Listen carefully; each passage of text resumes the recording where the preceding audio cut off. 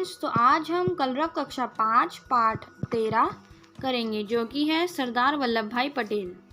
बम्बई यानी मुंबई की एक सभा में सिंह की तरह गरजते हुए एक देशभक्त ने कहा था कि अंग्रेज भारत को जितनी जल्दी आज़ाद कर दें उतना ही अच्छा है। यदि देरी की गई तो यह उन्हीं के लिए खराब बात होगी। यह सिंह गर्जना करने वाले व्यक्ति थे लौह पुरुष सरदार वल्लभ भाई पटेल।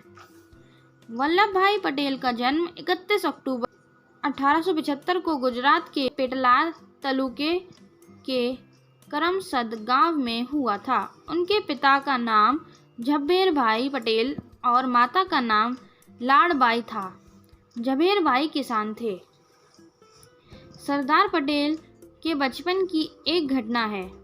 उनकी आंख के पास एक फोड़ा निकल आया। बहुत दवा दी गई पर ठीक ना हुआ।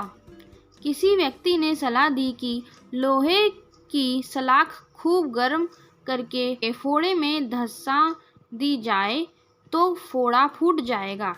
सलाख गर्म की गई, किंतु किसी में यह साहस ना होता कि गर्म सलाख को फोड़े में धंसाएं। भय यह था कि कहीं आंख में न लगे। इस पर बालक वल्लभ ने कहा, देखते क्या हो, सलाख ठंडी हो रही है, और फिर स्वयं ही उसे लेकर फोड़े में धंसा दिया। बालक के इस साहस को देखकर उपस्थित लोगों ने कहा कि यह बालक आगे चलकर बहुत ही साहसी होगा।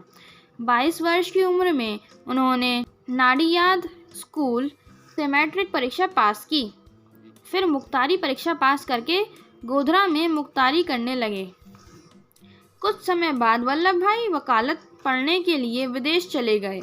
जहाँ वह रहते थे वहाँ से पुस्तकालय 11 मील दूर था। वह नित्य प्रति सवेरे उठकर उस पुस्तकालय में जाते और शाम को पुस्तकालय बंद होने पर ही वहाँ से उठते। अपने इसी अध्ययन के फलस्वरूप वह उस साल वकालत की परीक्षा में सर्वप्रथम रहे। इस पर उन्हें 50 पाउंड का पुरस्कार भी मिला। विदेश से लौटकर वह अहमदाबाद में वकालत करने लगे और थोड़े ही समय में अत्यंत प्रसिद्ध हो गए। इसी समय वह गांधी जी के संपर्क में आए। उन्होंने वकालत छोड़ दी और पूरी तरह तन मन धन से देश की सेवा में जुट गए। सर्वप्रथम वल्लभ भाई ने गोधरा में हुए प्रांतीय राजनीतिक सम्मेलन में गुजरात की बैगार प्रथा को समाप्त करने के लिए एक प्रस्ताव पास कराया। इस सम्मेलन में पहली बार भारतीय भाषाओं का प्रयोग किया गया। वल्लभ भाई के प्रयासों के फलस्वरूप गैर कानूनी बैगार प्रथा बंद हो गई। वल्लभ भाई ने नागपुर के झंडा सत्याग्रह का नेतृत्व भी किया। इस सत्याग्रह के कारण अंग्रेज सरकार को समझौते के लिए झुकना पड़ा। इस सत्याग्रह के बाद उनका नाम सारे भारत में फैल गया। सन 1927 में बरदौली का प्रसिद्ध सत्याग्रह शुरू हुआ। किसानों पर सरकार ने लगान की दर बढ़ा दी। किसान वल्लभ भाई के पास गए। इस तरह उनके नेतृत्व में आंदोलन प्रारंभ हो गया।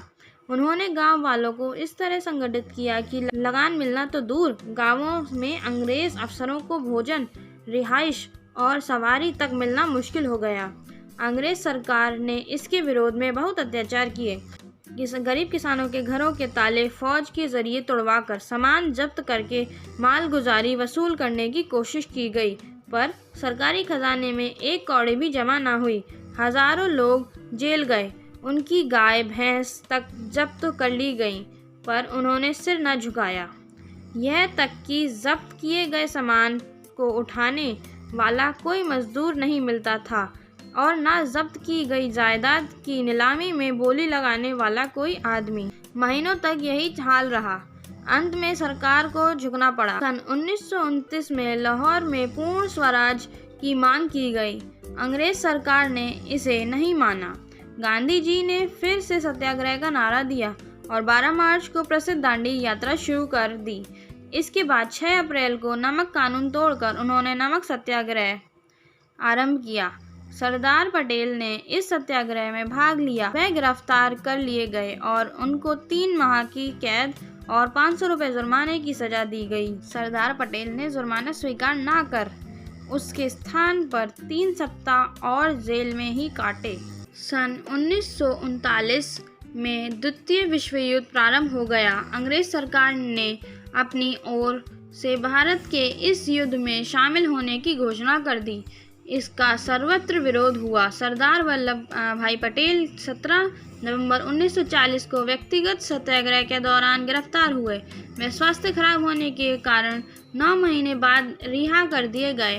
भारत छोड़ो आंदोलन के सिलसिले में अगस्त 1942 में वह फिर गिरफ्तार किए गए।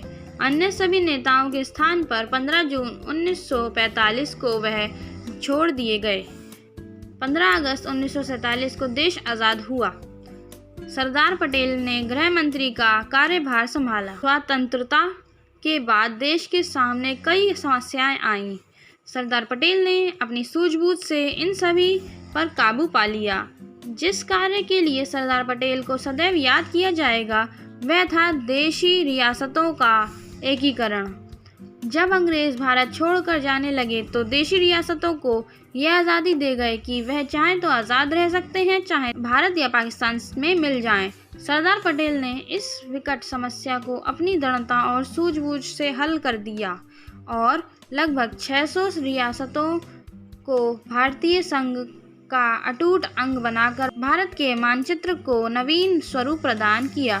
संपूर्ण भारत में एकता स्थापित हो गई, इसलिए उन्हें भारत का लौह पुरुष कहा जाता है। सरदार पटेल स्वतंत्रता प्राप्ति के पश्चात केवल 2.5 वर्ष जीवित रहे। वे अंतिम समय तक कठिन परिश्रम करते रहे। 15 दिसंबर 1950 को दिल के दौरे में मुंबई यानी बम्बई में उनका निधन हो गया। भारत निर्माण में सरदार वल्लभ भाई के अविस्मरणीय योगदान के कारण वर्ष 1991 में भारत के सर्वोच्च सम्मान भारत रत्न से सम्मानित किया गया। सरदार पटेल की सफलता का मूल मंत्र था कर्तव्य पालन और कठोर अनुशासन। अपने 75वें जन्म दिवस पर उन्होंने राष्ट्र को संदेश दिया, उत्पादन बढ़ाओ, खर्च घटाओ और अपव्यय बिल्कुल ना करो।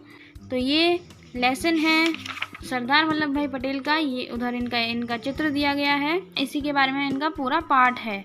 इनके बचपन के बारे में, बड़े होकर हमारे स्वतंत्रता के लिए क्या लड़ाई करी, उस सब के बारे में इस पाठ में बताया गया है। अब हम इसके शब्दार्थ करते हैं।